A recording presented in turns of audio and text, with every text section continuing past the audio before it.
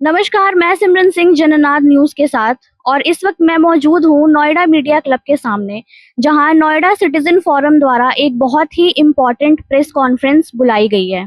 इस press conference में नोएडा शहर से जुड़े कई बड़े मुद्दों पर बात की जाएगी, जैसे लोकल इश्यूज, इंफ्रास्ट्रक्चर फैसिलिटी और भी काफी कुछ इस प्रेस कॉन्फ्रेंस के द्वारा बताया जाएगा। और इस प्रेस कॉन्फ्रेंस को एड्रेस करने के लिए फोरम एग्जीक्यूटिव शालिनी सिंह जी भी यहाँ पर उपस्थित होंगे। तो अब देखना ये होगा कि इस प्रेस कॉन्फ्रेंस में आखिर कौन कौन से मुद्दे उठते हैं और उन मुद्दों का सोल्यूशन निकलता है या नहीं।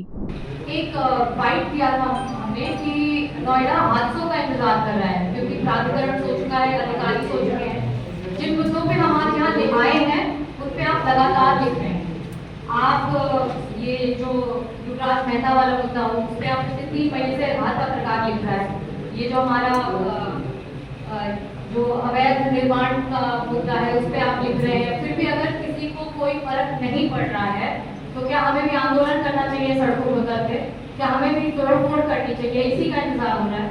हमें भी प्राधिकरण घेरना चाहिए, तो फिर वो भी कर लेते हैं, हम प्राधिकरण घेर लेते हैं, क्योंकि सुन तो कोई रहा नहीं है।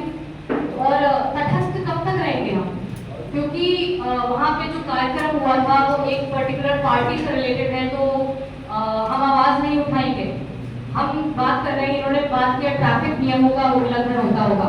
हम पूछ रहे हैं जो कंप्लायंस प्राधिकरण की जमीन पे बना हुआ अवैध निर्माण है उस पर किस तरह का कंप्लायंस होगा? क्या वहाँ पे एग्जिट्स का कंप्लायंस है?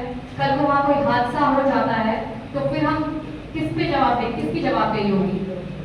कौन है जो पास कर दे रहा है और इतने मुद्दे उठाने के बावजूद भी फर्क नहीं पड़ रहा है? तो तटस्थ नहीं रह सकते अब। उन बिल्डरों का क्या जो इस तरह के निर्माणों को खुला छोड़ दे रहे हैं? हमारे मतलब एक कल को कोई बच्चा गिर जाए और हमारा आपदा प्रबंधन कहाँ है? हम मतलब किस तरह, अभी आप डंपिंग यार्ड्स में जो आग लग रही है, ये अवैध डंपिंग यार्ड्स में लगातार आग लग रही है, हमारा कूड़े का निस्तारण कैसे हो रहा है? तो ये सब कुछ मुद्दे हैं और आप सब इनसे अवगत हैं, आप सब इन पे लिखते आए हैं, पर कोई निवारण हो नहीं रहा है। दूसरी बात, हम लोग जो बैंक्वेट हॉल का मुद्दा है उसमें तुरंत तत्काल प्रभाव से आगे आने वाली सारी बुकिंग्स कैंसिल की जाए। और पहली बात, कंप्लायंसेस हो भी रहे हैं, सिर्फ यही बैंक्वेट हॉल्स नहीं, सारे बैंक्वेट हॉल्स में एग्जिट है ही नहीं। फायर टेंडर्स पास होने के लिए अभी गाजियाबाद में इतनी बड़ी आग लगी है, फायर टेंडर्स वहाँ पे सुनने में आ रहा है कि हमारे फायर टेंडर्स के पास इक्विपमेंट्स नहीं थे।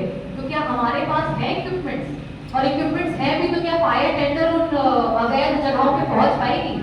हमारा जो वो सेटबैक एरिया होता है उनमें दिया गया है सेटबैक एरिया। तो ना सिर्फ ये जो अवैध निर्माण है, ये बैंक्वेट हॉल, उन पे कार्रवाई हो, पर बाकी कंप्लायंसेस को भी देखा जाए। क्योंकि वो 1000 लोग फंसेंगे ना, तो नोएडा पूरे देश में नाम होगा नोएडा का। अभी तो डंपिंग यार्ड चल रहे हैं, फिर हो सकता है कोई बैंक्वेट हॉल चलने लग जाएगा। उसके बाद जो हमारी जल आपूर्ति है वो दिन प्रतिदिन उसकी व्यवस्था खराब ही होती जा रही है। अगर इस पे आप लोग लगातार लिखते आ रहे हैं, इस पे हम लोग लगातार लिखते आ रहे हैं, हम ट्वीट कर दे रहे हैं, हमें सुन कौन रहा है?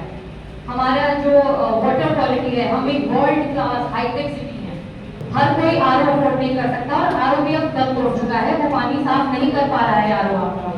तो जब हम 15 साल बाद, 20 साल बाद कैंसर पेशेंट बनने लग जाएंगे, तब फिर जागेगा प्राधिकरण कि हमें अपनी जल की क्वालिटी ठीक करनी है। पहली बात तो क्वालिटी, दूसरी बात वो पहुंच भी रहा है कि नहीं। डंपिंग यार्ड्स में आग जो लग रही है, इसमें पर्यावरण तो खैर लपेटे में आ ही रहा है। हम दूषित हवा की बात कर रहे हैं, उन एरियाज के आसपास जो लोग रह रहे हैं हम उनकी जो मूलभूत अधिकारों की बात क्यों नहीं कर रहे हैं? और ये जो कूड़ा लाके वहाँ डंप किया जा रहा है उसकी व्यवस्था क्या है? तो ये भी हमें प्राधिकरण से पूछने की जरूरत है कि ये अधिकारी सो क्यों रहे हैं, इनको नींद से जगाना पड़ेगा। इसके बाद हमारा 5वां मुद्दा है कि जो सीवर लाइन्स हमारे नोएडा में बिछी हुई हैं वो चरमरा चुकी हैं। अब नई सीवर लाइन्स को बिछाने की व्यवस्था करनी पड़ेगी, क्योंकि जिस तरह से नोएडा का विस्तार हुआ है अब पुराना सिस्टम काम नहीं कर रहा है। दूषित पानी हमारा सेक्टरों में वापस आ रहा है और इस मुद्दे पे भी हम चाहते हैं कि आपकी नजर जाए और आप इसके बारे में छापें। बाकी अभी तक हम लोगों ने जितने भी मुद्दे डिस्कस किए हैं, इसमें जो समयबद्धता है काम के विस्तारण की, उसको तय करने की जरूरत है। Justice delayed is justice denied. Today, Yuvraj Mehta's parents are dejected. They don't have hope. So let's bring hope to them. You have been writing. आप लोग लिख रहे हैं लगातार, पर थोड़े कड़े शब्दों में लिखिए। हम भी कड़े शब्दों में लिख रहे हैं, बोल रहे हैं आपसे कि तटस्थ नहीं रह सकते। और आपसे अगर ये आपकी बातें नहीं सुनती तो क्या करेंगे? अगर आपकी पहली बात तो आपके साथ आवाज उठाएंगे, फिर मैंने जैसे बताया कि हम जनसंवाद करेंगे और एनसीए बहुत सक्षम है जनसंवाद के लिए, और हम जहाँ जाते हैं ऐसा हमारा फोरम है कि लोग हमसे जुड़ना चाहते हैं और हमारी बात सुनते हैं। उसके बाद भी नहीं सुनेंगे तो फिर कई तरीके हैं। एक चीज बताइए, जब राजनीतिक पार्टियों के महानगर अध्यक्ष और जिला अध्यक्ष भूमाफिया बनेंगे तो आप कैसे कह सकते हैं कि वो क्या नाम है, इस पर एक्शन लेंगे? इस पे भूमाफिया ही महानगर अध्यक्ष और जिला अध्यक्ष बनेंगे तो इसके लिए नोएडा सिटीजन फोरम ने मांग उठाई। मैं नाम नहीं लेना चाहता, लेकिन आप लोग सक्षम है, आप लोग फेडरेशन ऑफ नोएडा आरडब्ल्यूए कोनरवा से पूछें और बाकी संस्थाओं से पूछें कि भाई आप शहर के नुमाइंदे बने हुए, शहर ने आपको चुना है, आपने क्यों नहीं आवाज उठाई? एक ही संस्था क्यों उठा रही है? भाई हमने तो फिर भी आवाज उठाई और हमने ट्वीट किया और हमने एप्लीकेशन दी और अब भी कर रहे हैं। पीछे भी हम पे दबाव था, शालिनी जी पे दबाव था कि भाई आप इस काम को मत करो। इन्होंने कहा नहीं, पब्लिक के लिए आई हूं, पब्लिक का काम करूंगी। अभी मुझे लगता है कि आप सरकार की छवि धूमिल कर रहे हैं। हम उल्टा बोलते हैं, अगर ऐसा कुछ हो रहा है और हम आंख बंद कर लेंगे तो सरकार की छवि धूमिल होती है। प्रशांत जी, आपका जो बैकग्राउंड है वो सत्ताधारी पार्टी से आता है। जब खुद बैंक्वेट हॉल में प्रदेश अध्यक्ष और नोएडा के विधायक उसमें बैठ के प्रेस कॉन्फ्रेंस कर रहे हो अगर बैंक्वेट हॉल पे, तो आपके जब राजनीतिक बैकग्राउंड जो है वो आपकी सत्ताधारी पार्टी तो अगर आज हम उस मुद्दे में ना बोल रहे होते तो आपका सवाल जायज होता। हम तो बोल रहे हैं इस मुद्दे पे।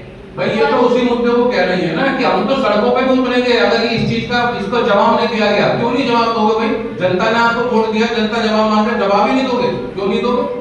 एक तरफ तो मुख्यमंत्री जी कह रहे हैं भ्रष्टाचार पे जीरो टॉलरेंस है, उसको पालन कौन कराएगा? सामाजिक संस्था कराएंगी। उसको पालन जो है ये जो पुलिस प्रशासन है यही तो कराएगा।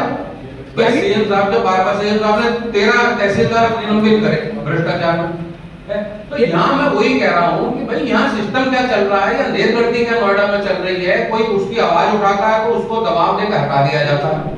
तो जैसा कि आपने देखा किस तरीके से फोरम एग्जीक्यूटिव प्रेसिडेंट शालिनी जी ने कई मुद्दों पे अपना कंसर्न उठाया, जैसे कि डंपिंग यार्ड्स में आग लगना और इलीगल बैंकेट हॉल्स का बनना और फिर पानी की अशुद्धता, इन सब को लेके और भी कई मुद्दाएं हैं जो उन्होंने उठाई। तो अब हमें देखना ये है कि शालिनी जी के उठाए गए मुद्दाओं पे उनको कितने जल्दी सॉल्यूशन मिलता है।